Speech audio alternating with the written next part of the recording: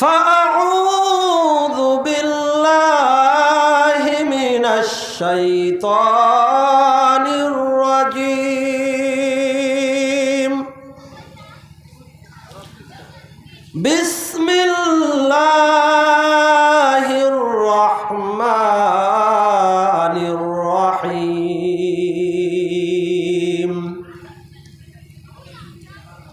كل نفس ذائقة الموت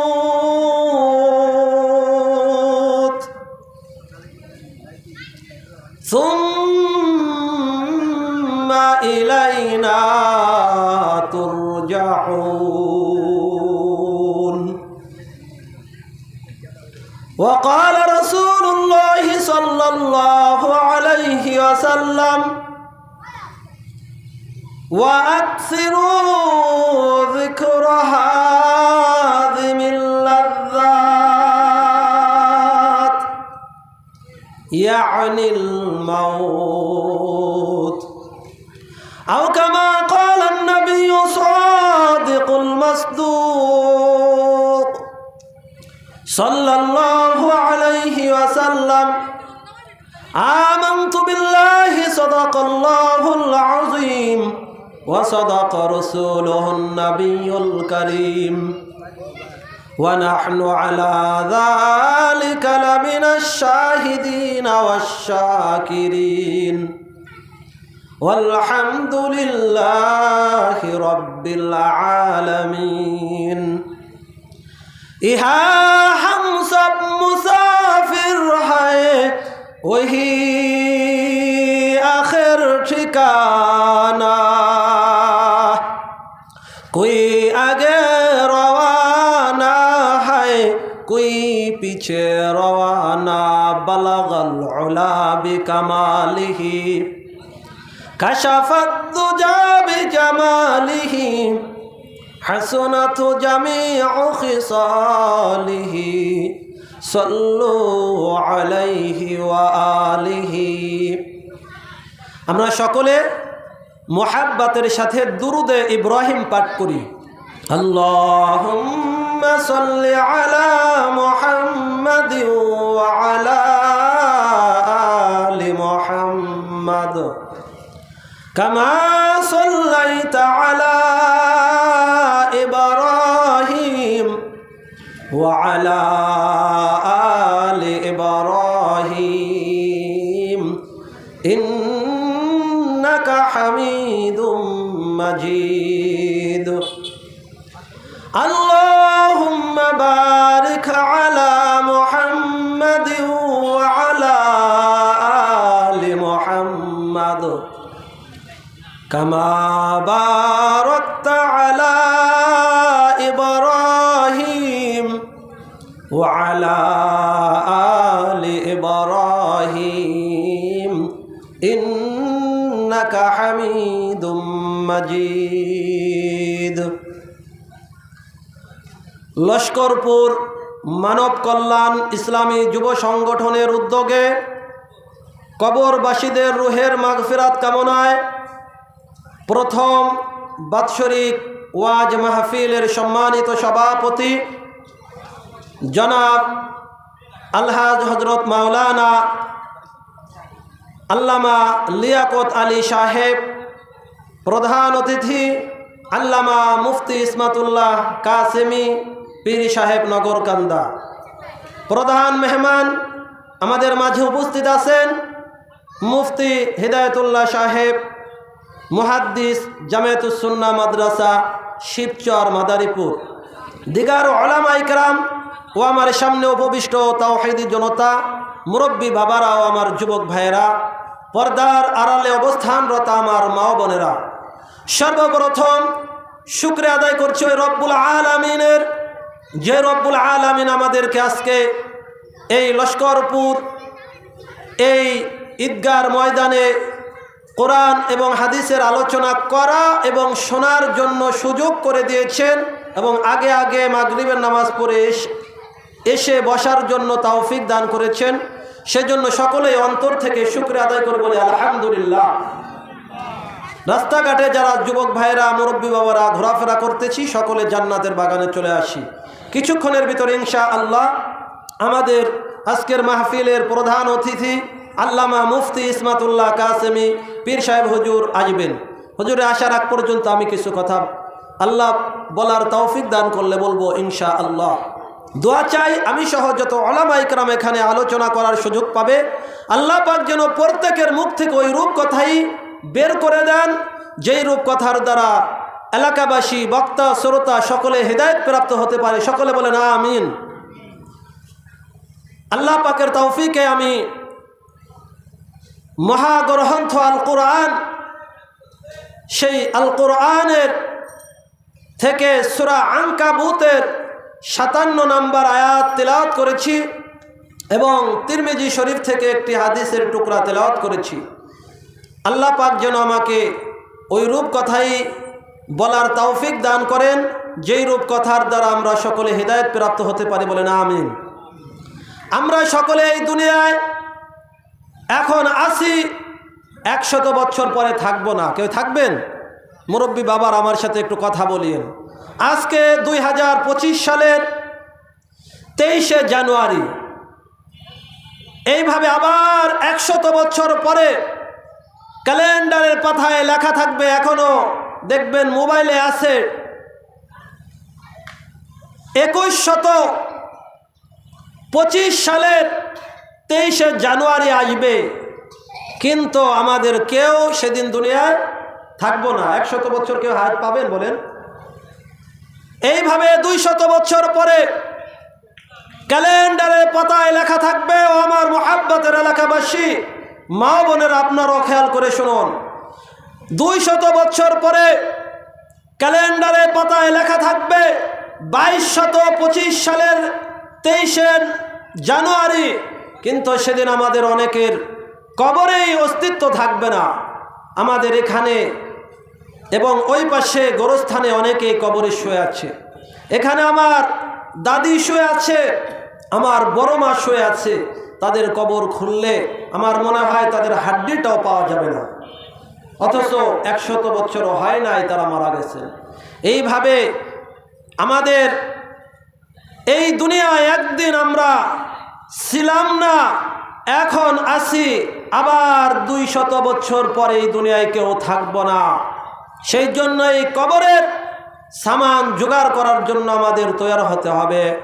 ও কবি বলতেছে, কাইসে কাইসে তাজদারো বাদশাহ চল গিয়া, ও খাজানা বালা খানা শানো শৌকত ক্যা হুই, कैसे कैसे खूबसूरत रानिया शहजादिया, तन बदन सब गल गया है शिकल सूरत क्या हुई। ওরে কবি বলতেছেন, এই দুনিয়ায় কত বাদশা ছিল, তারা দুনিয়া থেকে যারা চলে গেছে তাদের দুনিয়ার বাদশাহী টাকা পয়সা সব কিছুই এই দুনিয়ায় পড়ে রয়েছে। এক বাদশা মৃত্যুর পরে অন্য বাদশা জীবিত বাদশা দেখতেছে, সংক্ষেপে বলতেছি, গুলিস্তার ভিতরেই ঘটনা আসছে। ওই জীবিত বাদশা ঘুমের মধ্যে স্বপ্নে দেখতেছে যে পূর্বের এক বাদশা, তার সে তো মারা গেছে, তার শরীর সব কিছু পচে গলে মাটি মাটি হয়ে গেছে, কিন্তু এই মাথার খুলির ভিতরে চোখের খুলি যেটা আছে, চোখের কৌটা, এই চোখের ভিতর কিচ্ছুই নাই, গোস্ত মাংস কিচ্ছুই নাই, কিন্তু তার চক্ষু দুইটা ঘুরতেছে, এদিক ওইদিক তাকাইতেছে। এখন ওই বাদশা সকালবেলা রাজদরবারে এসে বলে, খেয়াল করে শোনেন, যে আমি তো আজকে এই স্বপ্ন দেখলাম, এই স্বপ্নের ব্যাখ্যা কে করতে পারবা? তখন একজন বলল, যাহা আপনা বাদশা, আপনি দেখতেছিলেন আপনার পূর্বে যেই বাদশা দুনিয়ার বাদশা ছিল, সে মারা গেছে, তার সব কিছুই গলে গলে মাটি মাটি হয়ে গেছে, কিন্তু তার চক্ষু দুইটা শুধু এদিক সেদিক ঘুরে ঘুরে কি যেন দেখতেছে। বলে সে দেখতেছে এই জমিনের বাদশা একদিন, আমি বাদশা মাহমুদ গজনবী নাকি নাম হবে, ওই বাদশা সে দেখতেছে আমি একদিন এই দুনিয়ার বাদশা ছিলাম, কোন রাষ্ট্রের বাদশা ছিলাম, আজকে আমি কবরে শুয়ে আছি, আমি তো দুনিয়ায় নাই, আমার বাদশাহীও নাই, এখন যে বাদশা আছে তারা আমার জায়গা বসে তারা বাদশাহী চালাইতেছে। এইভাবে আমার আব্বা ছিল, আমার দাদা ছিল, আপনার দাদা দাদি ছিল, আপনার পর দাদা ছিল, এইভাবে আমাদের পূর্বপুরুষেরা দুনিয়ায় ছিল, তারাও এই জমিনের মালিক একদিন তারা ছিল। তারাও একদিন আমার পূর্বে মরহুম শেখ আইনুদ্দিন রহমাতুল্লাহি আলাইহি, এর আগে আমার দাদা, তার আগে আমার বাবার দাদা, এরপরে আমার দাদার দাদা এই জমিনের মালিক ছিল। কিন্তু আজকে তারা কেউ দুনিয়ায় নাই। আজকে আমাদেরকে পরবর্তীদেরকে আল্লাহ পাকেই এই জায়গা জমির দায়িত্ব বা পাহারাদার বানাইয়াছেন। পাহারাদার না, কত মানুষ ছিল এই গোরস্থানে শুয়ে আছে, তারাও একদিন এই দুনিয়ায় ছিল, তাদের সন্তানেরা আজকে এই সমস্ত তাদের রেখে যাওয়া জমির মালিক, আবার তাদের সন্তানদের সন্তানেরা একদিন মালিক হবে। এটা আমাদের অস্থায়ী ঠিকানা। আমি একটা কথা অনেক যা বলে থাকি, বারাইটিয়ারা তো এক বাসা থেকে অপর বাসা পাল্টাইলে ওই যেই বাসায় আগে ছিল ওই বাসা থেকে তাদের মাল সামানা, চেয়ার, খাট, টেবিল যা কিছু থাকে তা তো নিয়ে যাওয়ার সুযোগ পায়। আর যারা আমরা দুনিয়া থেকে যখন আল্লাহ পাকের হুকুমে কবরে চলে যাব, তখন কি কেউ কিছু দুনিয়া থেকে নিয়ে যাইতে পারবেন? বলেন, কেউ পারবেন না। একটা ঘটনা মনে হলো, বাদশাহ জুলকারনাইন, যাকে সেকেন্দার বাদশাহ বলা হয়, তিনি মৃত্যুর আগে বলতেছেন, যিনি সারা জাহানের বাদশাহ ছিলেন, তিনি মৃত্যুর আগে তার সন্তানদেরকে বলতেছেন, ও লস্করপুরের মুসলমানেরা খেয়াল করে শোনো, বাদশাহ জুলকারনাইন সেকেন্দার বাদশাহ বলতেছেন, ও আমার সন্তানেরা রে, আমি যখন মারা যাইব, আমার মৃত্যুর পরে তো কাফন পরাইবা, কাফন পরার পরে সকলকে তো কাফনের ভিতর প্যাকেট করে হাত পা সব কিছুই প্যাকেট করে মুচড়ায় দেওয়া হয়। আমার মৃত্যুর পরে আমার দুইখানা হাত বাহিরে বের করে দিও কাফনের বাহিরে। সন্তানেরা বলতেছে, ও বাবা, আপনি এত বড় একজন বাদশাহ, আপনি মারা যাইবেন আর আপনার হাত দুইখানা বাহিরে কেন এইভাবে খুলে দিব বুঝতে পারলাম না। বাদশাহ বলতেছে, ও আমার সন্তানেরা রে, আমি তো দুনিয়ার একজন বাদশাহ ছিলাম, সারা জাহান বাদা জাহানের বাদশাহ ছিলাম। আমি বাদশাহ যখন খালি হাতে মৃত্যুর পরে যাইতেছি, আমি বুঝাইতে চাই, আমি বাদশাহ যখন খালি হাতে যাইতেছি, এইভাবে সকলকেই খালি হাতে যাইতে হবে। বাদশাহ হইয়া দুনিয়ার কিছুই নিতে পারলো না, তাহলে আমরা ফকিরের অবস্থা ফকির।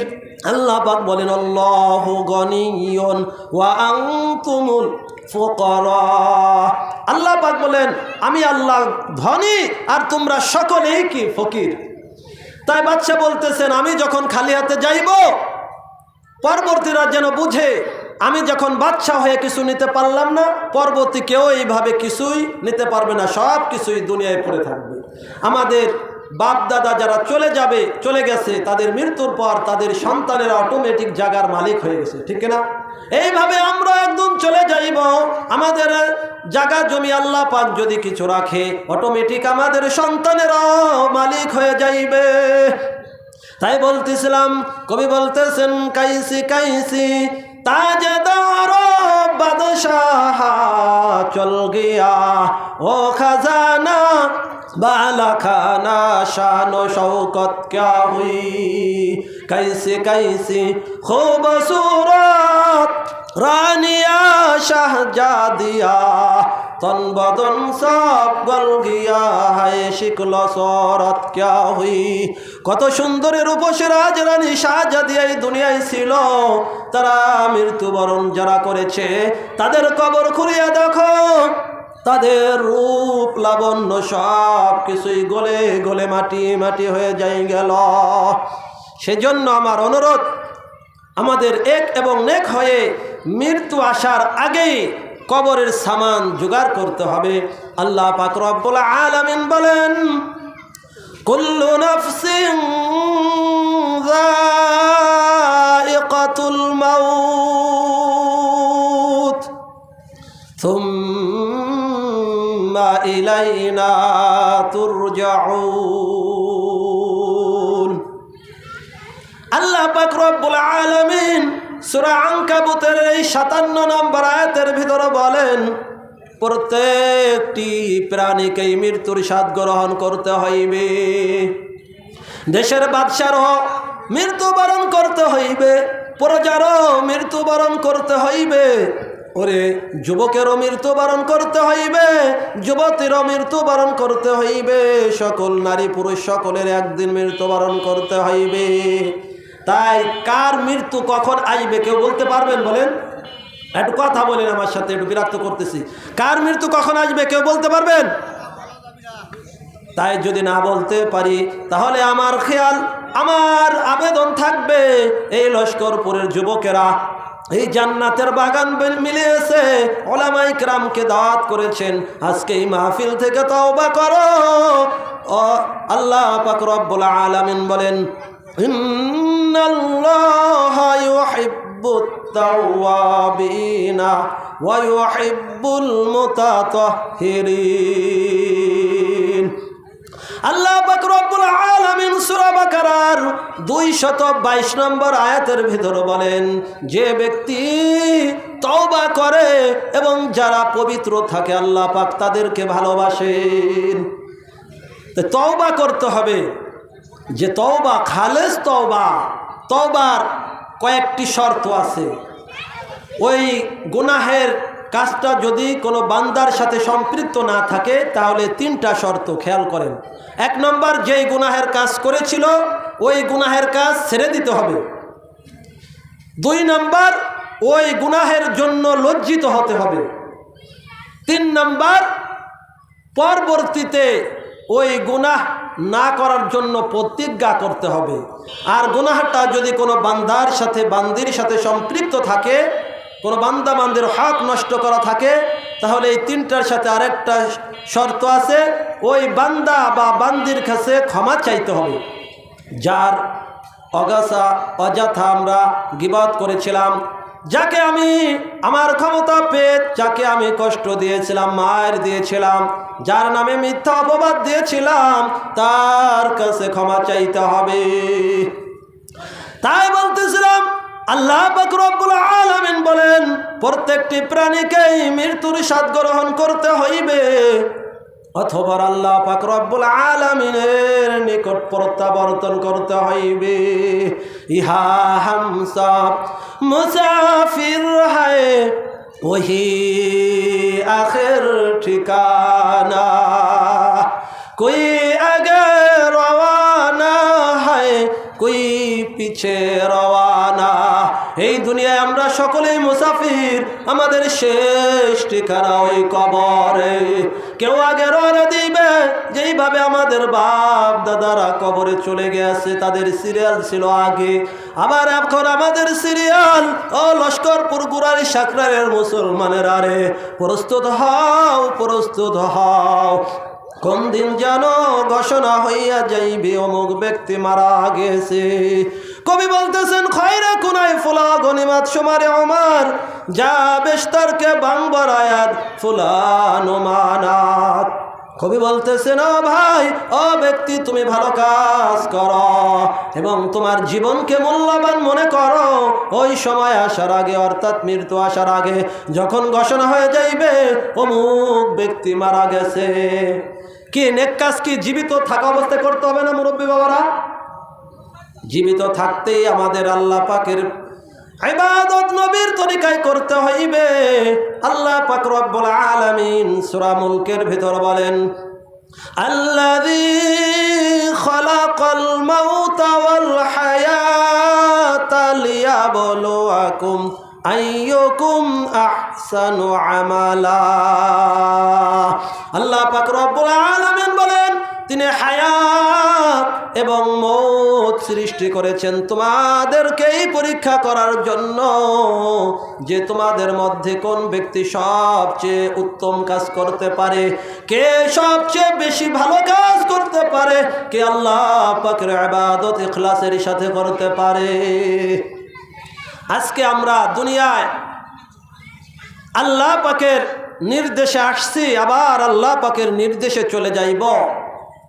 আল্লাহ পাক রব্বুল আলামিন বলছেন, তোমাদেরকে আমি সৃষ্টি করেছি যে তোমাদের মধ্যে কোন ব্যক্তি বেশি নেক কাজ করতে পারে, সেই পরীক্ষার জন্যই আমি হায়াত এবং মৌত সৃষ্টি করেছি।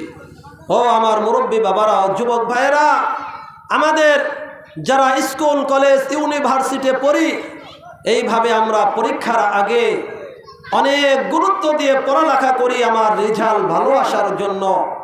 আল্লাহ পাক আমাদেরকে দুনিয়ার জন্য, দুনিয়ায় পরীক্ষার জন্য প্রেরণ করেছেন। ওই দুনিয়ার পরীক্ষার জন্য প্রস্তুত হতে হবে না বলেন? ওই মৃত্যুর পরে, বুখারী শরীফের হাদিস, মৃত্যুর পরে কবরে রাখার পরে ফেরেশতারা তিনটা